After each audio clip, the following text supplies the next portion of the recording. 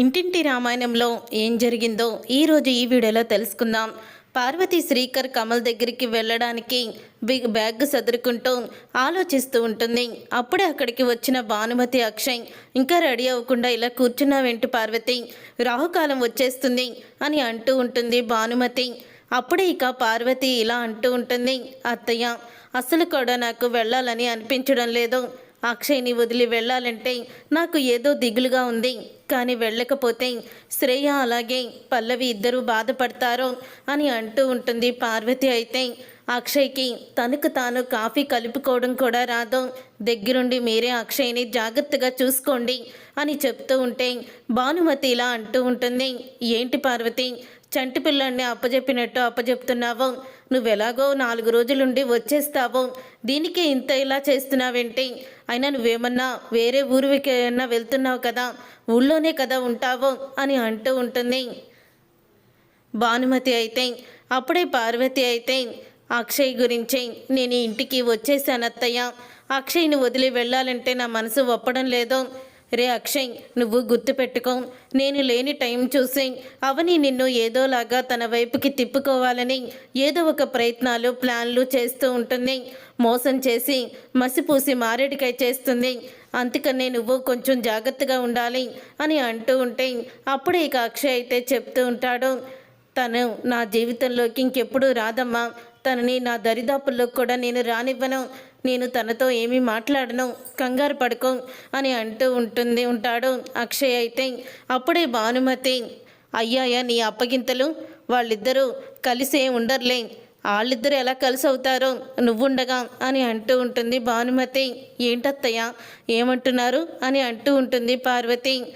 అయినా అవనితో ఎందుకు కలుస్తాడు వాడో, నువ్వు చెప్పావు కదా అమ్మ మాట దెవ్వజాటుడు కదా, అందుకని నువ్వేమీ కంగారు పడుకో, బయలుదేరు అని అంటూ ఉంటుంది ఇక భానుమతి. అయితే పార్వతితో ఇక ఇదంతా ఇలా జరుగుతూ ఉండగా రాజేంద్ర ప్రసాద్ అవనిని అయితే బయటికి తీసుకొస్తాడు. అవనిని బయటికి తీసుకువచ్చి రాజేంద్ర ప్రసాద్ ఇలా అడుగుతూ ఉంటాడు, నీకొక గిఫ్ట్ తీసుకొచ్చానమ్మా అని అవనితో అంటాడు. అప్పుడే నాకేం గిఫ్ట్ తీసుకొచ్చారు మావయ్య, ఇప్పుడు గిఫ్ట్ తీసుకురావడం ఏంటి అని అంటూ ఉంటుంది అవని. అప్పుడే ఇక పక్కనే ఉన్న ఆరాధ్య కూడా, ఏం గిఫ్ట్ తీసుకొచ్చావు తాతయ్య అని అడుగుతూ ఉంటుంది. పదండి చూద్దురు కానీ అని బయటికి అయితే తీసుకొస్తాడు. తీసుకొచ్చిన వెంటనే అక్కడైతే స్కూటీ ఉంటుంది. స్కూటీని చూసి చాలా ఆనందపడుతూ ఉంటుంది అవని. అయితే ఏంటి మావయ్య గారు ఇది నాదా అని అంటూ ఉంటుంది అవని. అప్పుడే ఇక రాజేంద్ర ప్రసాద్ అయితే, అవునమ్మా ఇది నీదే అని అంటూ ఉంటాడు రాజేంద్ర ప్రసాద్. అసలు మీకు స్కూటీ కొనడానికి డబ్బులు ఎక్కడి నుంచి వచ్చాయి మావయ్య అని అడుగుతూ ఉంటుంది అవని.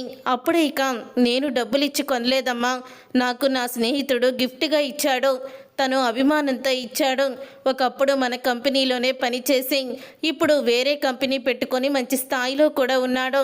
వాడు ప్రతి సంవత్సరం కూడా నాకు ఏదో ఒక రకంగా ఒక గిఫ్ట్ అయితే పంపిస్తాడు. అలాగే నేను ఒకరోజు రోడ్డు మీద నడవడం చూసి తను చూసి తట్టుకోలేక సడన్గా నాకు ఫోన్ చేసి షోరూమ్ దగ్గరికి రమ్మన్నాడు. అది కూడా కార్ల షోరూమ్కి. కారు కొని ఇద్దామనుకున్నాడట. నాకు కారు అవసరం లేదు, నేను అస్సలు కూడా కారు యూజ్ చేయను, నాకు అవసరం లేదని చెప్పాను. అప్పుడే నువ్వు స్కూటీ అన్న తీసుకొని తీరాల్సిందే అని అంటూ నన్ను ఎక్కువగా బలవంతం పెట్టాడు. ఇక స్కూటీ నీకన్నా ఉపయోగపడిద్ది కదా ఆరాధ్యని డ్రాప్ చేయడానికి, అలాగే ఉద్యోగం కోసం ఇంటర్వ్యూలకి ఆటోలో ఈ ఆటోలో వెళ్ళి ఇబ్బంది పెడుతున్నావు కదా అని చెప్పి నేను నీకోసమని ఇంకా తీసేసుకున్నానమ్మా అని అంటూ ఉంటాడు రాజేంద్ర ప్రసాద్.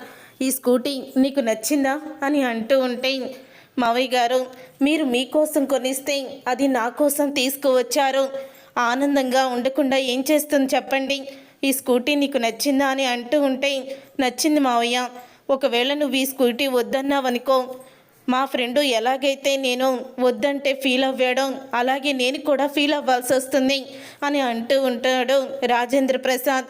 అప్పుడే అవని అయితే, అయ్యో మావయ్య గారు మీరు ఇంతలాగా నాకు ఎంతో ప్రేమగా కొనిస్తే స్కూటీ నేనెందుకు వద్దంటాను చెప్పండి అని అంటూ ఉంటుంది ఆరాధ్యతో కలిసి అవని. అయితే అప్పుడు ఇక ఆరాధ్య, రోజు నన్ను స్కూల్లో ఈ స్కూటీ మీదే డ్రాప్ చేయమ్మా అని అంటూ ఉంటుంది ఆరాధ్య.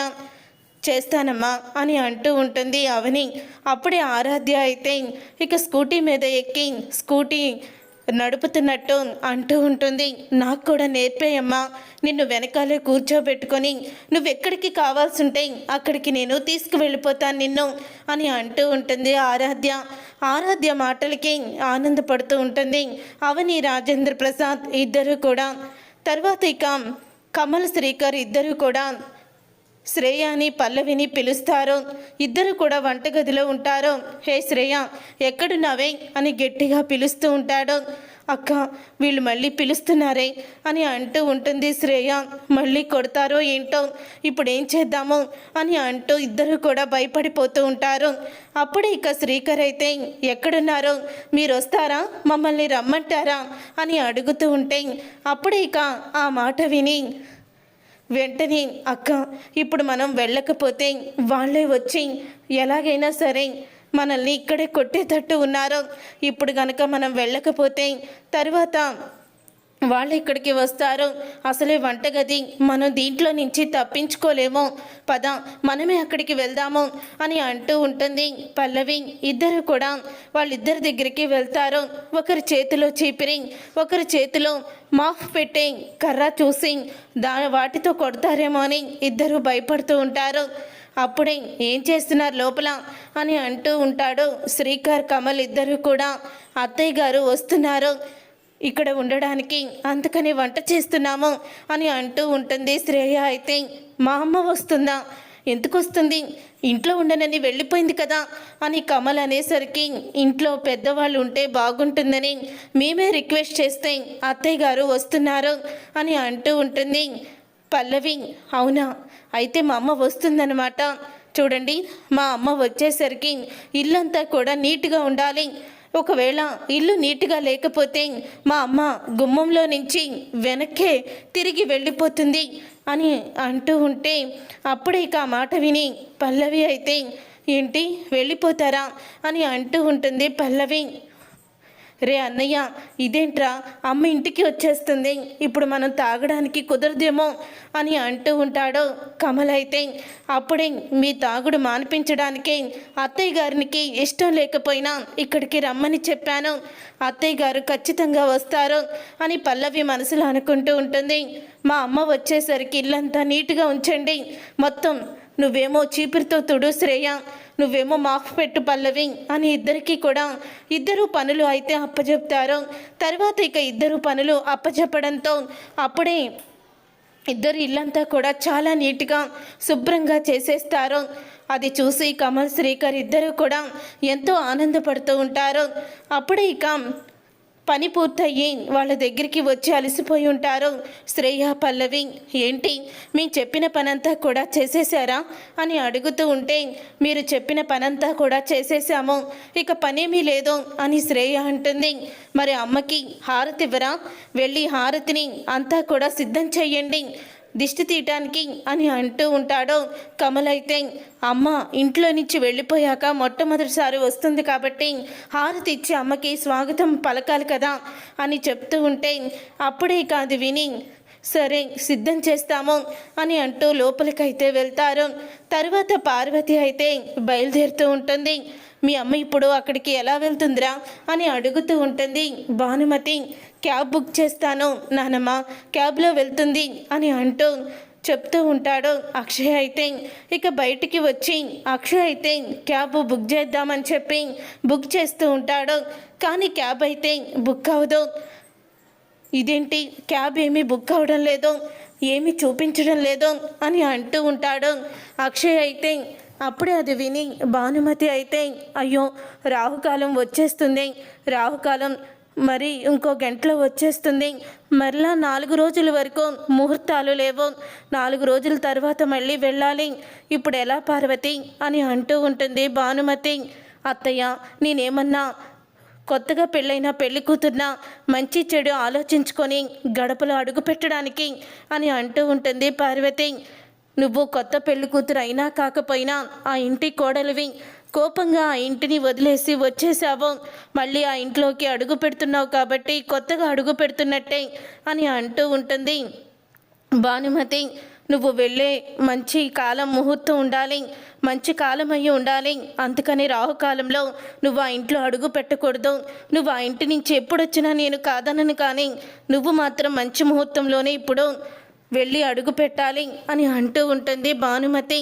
ఇంతలో అటు నుంచి స్కూటీ వేసుకొని వస్తుంది అవని. అయితే ఇక స్కూటీ వేసుకొని అవని రావడం చూసి అందరూ కూడా షాక్ అయిపోతూ ఉంటారు. అత్తయ్య రండి, మిమ్మల్ని నేను డ్రాప్ చేస్తాను అని అంటూ ఉంటుంది అవని. అయితే అప్పుడు ఇక అవని అన్న మాటకి నేను నీ బండేమి ఎక్కను, నాకు ఎక్కాల్సిన అవసరం కూడా లేదు. అయినా మా అమ్మని నువ్వెక్కించుకోవడం ఏంటి, నువ్వు తీసుకువెళ్ళడం ఏంటి, నేను క్యాబ్ బుక్ చేస్తాను అని అంటూ క్యాబ్ అయితే బుక్ చేయబోతూ ఉంటాడు. అక్షయ్ అయితే ఏ క్యాబ్ కూడా బుక్ అవ్వదు, ఆటోలు పిలుస్తాను అని అంటూ ఉంటాడు. ఆటోలు కూడా రావు అని అంటూ ఉంటుంది అవని. అయితే మీరు ఎంత ట్రై చేసినా, ఎంత బుక్ చేయాలని చూసినా ఏవి కూడా బుక్ అవ్వవు అని అనడంతో అప్పుడే ఇక ఆ మాట విని అంటూ ఉంటుంది భానుమతి. అయితే రే రాహుకాలం వచ్చేస్తుందిరా, ఇప్పుడు ఎలాగరా అని అంటూ ఉంటుంది భానుమతి. అందుకే అత్తయ్య నేను డ్రాప్ చేస్తాను రండి అని అంటూ ఉంటుంది అవని. అయితే అసలు నీ ముఖం చూడాలంటేనే నాకు అసహ్యం, అలాంటిది నీ బైక్ మీద నేను ఎలా ఎక్కుతాను చెప్పు అని అంటూ ఉంటుంది పార్వతి. అయితే అప్పుడు ఇక రాజేంద్ర ప్రసాద్ అయితే ఎందుకమ్మా వాళ్ళని అడిగి నీ టైం వేస్ట్ చేసుకుంటావు, అదేమీ ఎక్కదు అని అంటూ ఉంటాడు రాజేంద్ర ప్రసాద్. అప్పుడే ఇంకా అంటూ ఉంటుంది అవని. అయితే చూడండి అత్తయ్య, ఇప్పుడు ఆటోలు అన్నీ కూడా ధర్నా చేస్తున్నారు, బంద్ ఏవి కూడా లేవు. అసలు ఆ బంద్ ఎప్పటికై అవుద్దో కూడా తెలీదు. కాబట్టి మిమ్మల్ని నేను డ్రాప్ చేస్తాను, క్షేమంగా మిమ్మల్ని ఇంటికాడ దింపి వస్తాను అని అంటూ ఉంటుంది. ఒకవేళ కోడలుగా నన్ను ఒప్పుకోకపోయి ఉంటే, మీరు కోడలుగా అనుకొని ఉంటే, కోడలుగా అనుకోకండి నన్ను, ఒక నేను డ్రాప్ చేయడానికి వచ్చానని అనుకోండి, ఆన్లైన్లో ఈ బైక్ని తీసుకొచ్చానని చెప్పి అనుకోండి అని అంటూ ఉంటుంది అవని. అయితే అప్పుడే ఇక ఆ మాట విని భానుమతి అయితే చెప్తూ ఉంటుంది పార్వతితో, చూడు పార్వతి, ఆల్రెడీ రాహుకాలం వచ్చేస్తుంది, వెంటనే బండెక్కు, తను నిన్ను కోడలుగా అనుకోవద్దు, బయట దానిలా అనుకొని ఎక్కమని చెప్తుంది కదా. ఒకవేళ ఆటో బుక్ చేసినా, క్యాబ్ బుక్ చేసినా, ర్యాపిడో బుక్ చేసినా వాళ్ళు ఇలాగే కదా తీసుకువెళ్తారు, అందుకని నువ్వెక్కు అని అంటూ ఉంటుంది భానుమతి. అత్తయ్య, ఈ అవని ఇప్పుడు మన ముందు గొప్ప పోవడానికి ఈ స్కూటీ తీసుకువచ్చి గొప్పలు ఇవ్వడానికి, బిల్డప్ ఇవ్వడానికి చేస్తుంది ఇదంతా, అంతే తప్ప ఇదేమీ కూడా ప్రేమేం కాదు, మీరు తనని చూసి మోసపోకండి అని అంటూ ఉంటుంది పార్వతి. అయితే నా కోడలికి స్కూటీ నేనే కొన్నాను అని అంటూ ఉంటాడు రాజేంద్ర ప్రసాద్. తను ఇప్పుడు ఇంటర్వ్యూలకి వెళ్తుంది, ఆరాధ్యని డ్రాప్ చేయడానికి ఉంటుందని నేను కొన్నాను అని అనగానే మావయ్య గారు మీరు ఆగండి, మీరు ఎక్కండి అత్తయ్య అని అంటూ ఉంటుంది అవని. అయితే అప్పుడు ఇక అక్షయ్తో అంటూ ఉంటుంది భానుమతి, రే అక్షయ్, నువ్వన్నా చెప్పరా మీ అమ్మకి, మీ అమ్మ వినిపించుకోవడం లేదు అని భానుమతి అంటూ ఉంటే, అమ్మ తను బుక్ చేసుకున్న ర్యాపిడోనో ఎవరో అనుకొని ఎక్కమంటుంది కదా, డబ్బులు ఇచ్చేద్దాం, నువ్వు ఎక్కమ్మా అని అంటూ ఉంటాడు అక్షయ్. అయితే ఇక అక్షయ్ అన్న మాటకి అప్పుడే ఇంకా అవని అయితే మనసులో బాధపడుతుంది. కానీ పార్వతి అయితే అవని బైక్ ఎక్కడానికి అనుమతి అంగీకరిస్తుంది. తరువాత బైక్ అయితే ఎక్కుతుంది. ఎక్కిన తర్వాత అప్పుడే రాజేంద్ర ప్రసాద్ అయితే చూడమ్మా, అవని రోడ్డు మీద వెళ్ళేటప్పుడు దుమ్ము ధూళి అవేవి కళ్ళల్లో పడుతూ ఉంటాయి, కాబట్టి ఈ కూలింగ్ గ్లాస్ పెట్టుకో అని అంటూ కూలింగ్ గ్లాసెస్ అయితే ఇస్తాడు రాజేంద్ర ప్రసాద్. అప్పుడే అవని స్టైల్గా ఆ కూలింగ్ గ్లాసెస్ అయితే పెడుతుంది. అవని స్టైల్గా కూలింగ్ గ్లాసెస్ పెట్టడంతో అప్పుడే ఇక అది చూసి అక్షయ్ అయితే కోపంతో రగిలిపోతూ ఉంటాడు. నీ వెనకాల కూర్చున్న వాళ్ళకి నేను ఇవ్వలేదులేమ్మా, ఎందుకంటే ఆల్రెడీ కళ్ళల్లో నిప్పులు పోసుకుంటూ కుళ్ళు కుశుద్ధాలతో ఉంటారు, వాళ్ళకి దుమ్ము ధూళి ఏమీ పడవు అని పార్వతిని ఉద్దేశించి అంటూ ఉంటాడు రాజేంద్ర ప్రసాద్. అయితే అప్పుడు ఇక పార్వతి అయితే కోప్పడుతూ ఉంటుంది. ఇక అవని అయితే పార్వతిని ఎక్కించుకొని బయలుదేరుతుంది. తరువాత ఆరాధ్య అక్షయ్ని చూసి ఏంటి నాన్న అలా ఉన్నావో, ఎందుకు అలా కోపంగా ఉన్నావో, ఏం జరిగింది అని ఆరాధ్య అడుగుతూ ఉంటుంది. మీ నాన్నకి ఇప్పుడు కడుపు మండిపోతుందిలేమ్మా అని అంటూ ఉంటాడు రాజేంద్ర ప్రసాద్. అప్పుడే అక్షయ్ కోపంగా లోపలికైతే వెళ్ళిపోతాడు. తర్వాత పార్వతి అవని ఇద్దరూ కూడా స్కూటీ మీద బయలుదేరుతారు. రోడ్డు మీద వస్తూ ఉంటే అప్పుడే అవని అయితే నేను స్కూటీ ఎలా నడుపుతున్నాను అత్తయ్య అని అంటూ ఉంటుంది. అవని అయితే మీకు ఒకవేళ సపోర్ట్గా నా భుజం మీద చెయ్యి వేసుకోండి, అప్పుడు మంచిగా ఉంటుంది అని అంటూ ఉంటుంది. చూడు, ముందు చూసుకొని నడుపు, నువ్వు సరిగ్గా నడకపోతే నా మక్కిలి విరుగుతాయి, తర్వాత మాట్లాడుదువు, అయినా నీ భుజం మీద నేను చెయ్యి వేసేదేంటి అని అంటూ ఉంటుంది. పార్వతి అయితే అలా బండి మీద వెళ్తూ ఉండగా నలుగురు ఆడవాళ్ళైతే అవనిని ఆపుతారు. అమ్మ అవని, నువ్వా? ఏంటమ్మా స్కూటీ కొన్నావా అని అడుగుతూ ఉంటే, లేదు మా మావయ్య గారు నాకు గిఫ్ట్గా ఇచ్చారు అని అవని అంటూ ఉంటుంది. నిజంగా ఈ కాలంలో అలాంటి మావయ్య అత్తయ్య దొరకడం నువ్వు పూర్వజన్మలో చేసుకున్న అదృష్టమమ్మా అని అంటూ ఉంటారు. వాళ్ళైతే నీలాంటి కోడలు కూడా వాళ్ళకి దొరకడం అదృష్టమే, ఎప్పుడు కూడా నీ కుటుంబం గురించి ఆలోచిస్తావు అని అంటూ ఉంటే అప్పుడే ఇక వెనకాలే ఉండి పార్వతి అయితే ఇక కుళ్ళుకుంటూ ఉంటుంది. ఎందుకు మావయ్య గారి దగ్గర కోట్ల విలువైన ఇల్లుని కొట్టేసింది కదా, అందుకని ఎన్ని గిఫ్ట్లైనా తీసుకుంటుంది, అంతకన్నా పెద్ద గిఫ్ట్ ఆ కోట్ల రూపాయలు ఇల్లే కొట్టేసింది అని మనసులో అనుకుంటూ ఉంటుంది. పార్వతి అయితే నిజంగా మీ మావయ్య గారిది చాలా గొప్ప మనసు అని అంటూ ఉంటే, అవును నిజంగా మా మావయ్య గారిది చాలా గొప్ప మనసే, మా మావయ్య గారు నా కోసం ఏదైనా చేస్తారు అని అంటూ ఉంటే, అవును అలా ఆయన్ని నీ వైపుకి తిప్పేసుకున్నావు, అందుకని ఇల్లుని కూడా రాయించేసుకున్నావు అని పార్వతి మనసులో అనుకుంటూ ఉంటుంది. అవును ఇంతకు ఆమె ఎవరు అని అడుగుతుంటే, ఆమె ఎవరూ కాదు మా అమ్మ అని అంటూ ఉంటుంది. అవని అయితే ఏంటి వరుసలు మార్చేస్తున్నావు, నేను మీ అమ్మని ఎందుకు అవుతాను అని అంటూ ఉంటుంది. పార్వతి అదే మా అత్తయ్య గారు నన్ను అమ్మలాగే చూసుకుంటారు అని అంటూ ఉంటుంది అవని. నిజంగా మీకు ఇలాంటి కోడలు రావడం మీ అదృష్టం అండి అని చెప్పి వాళ్ళైతే పొగుడుతూ ఉంటారు. అప్పుడే పార్వతి అయితే రాహుకాలం వచ్చేస్తుంది, త్వరగా పోనివ్వు అని అంటూ ఉంటుంది పార్వతి. అప్పుడే ఇక పార్వతి తన భుజం మీద చెయ్యి వేయాలని అవని అయితే సడన్గా బ్రేక్ వేసేసరికి అప్పుడే పార్వతి అయితే అవని భుజం మీద చెయ్యి వేస్తుంది. ఇక చెయ్యి వేసిన తర్వాత అవని ఎంతో ఆనందపడుతూ ఉంటుంది. తర్వాత ఇక ఇద్దరు కూడా ఇక ఇంటికైతే వచ్చేస్తారు. వచ్చిన తర్వాత ఇక నువ్వు వచ్చిన పని అయిపోయింది, వెళ్ళిపో అని అంటూ ఉంటుంది పార్వతి. మిమ్మల్ని లోపల దాకా డ్రాప్ చేస్తాను అత్తయ్య, పదండి బ్యాగ్ తీసుకొని ఏం నడవగలరు అని అంటూ ఇక అవని అయితే బ్యాగ్ పట్టుకొని లోపలికైతే వస్తుంది. అప్పుడే ఇంకా అత్తయ్య వచ్చినట్టున్నారని శబ్దం విని బయటకైతే వచ్చి చూస్తారు. శ్రేయ అలాగే పల్లవి ఎదురుగుండా అయితే అవని ఉంటుంది. అవనిని చూసి షాక్ అయిపోతూ నువ్వెందుకు వచ్చావు అని అడుగుతూ ఉంటే, ఇది నా ఇల్లు, నా ఇష్టం వచ్చినప్పుడు వస్తాను, నేను మిమ్మల్ని అడగాలి కానీ మీరు నన్ను అడుగుతున్నారా అని అంటూ ఉంటుంది అవని అయితే. అప్పుడే ఇక శ్రేయ అయితే పల్లవి ఇది తెగేదాకా లాక్కో, ఇప్పుడు నా ఇంట్లో మీరు ఉండడానికి వీలు లేదంటే మనం రోడ్డున పడాలి అని అంటూ ఉంటుంది శ్రేయ. అంటే అత్తయ్య గారు వస్తా అన్నారు, నువ్వు వచ్చావేంటా అని అంటూ ఉంటుంది శ్రేయ. అత్తయ్య గారిని నేను తీసుకొచ్చాను అని అంటూ ఉంటుంది పల్లవి. ఏంటి అత్తయ్య గారిని తీసుకొచ్చావా? అత్తయ్య గారు నీతో పాటు ఎందుకు వస్తారో, నువ్వంటేనే ఆవిడకి అసహ్యం అని అంటూ ఉంటుంది పల్లవి. నేనంటే ఆవిడకి ఇప్పుడు చాలా ప్రేమ ఉంది, చూస్తావా అని అంటూ వెంటనే ఇక పిలుస్తుంది పార్వతిని. పల్లవి అయితే అప్పుడే పార్వతి అయితే బ్యాగ్ తీసుకొని వస్తుంది. పార్వతిని చూసి షాక్ అయిపోతూ ఉంటుంది పల్లవి అయితే. అత్తయ్య మీరు అవని తీసుకువచ్చిందా మిమ్మల్ని అని అంటూ ఉంటే, అవునమ్మా తీసుకొచ్చింది, సరే నువ్వు వచ్చిన పని అయిపోయింది కదా అని అంటూ ఉంటుంది పార్వతి. మా అత్తయ్య గారిని జాగ్రత్తగా చూసుకోండి, అక్కడ మీ బావగారిని నేను జాగ్రత్తగా చూసుకుంటాను అని అవని అయితే ముగ్గురికి షాక్ ఇచ్చి అక్కడి నుంచి వెళ్ళిపోతుంది.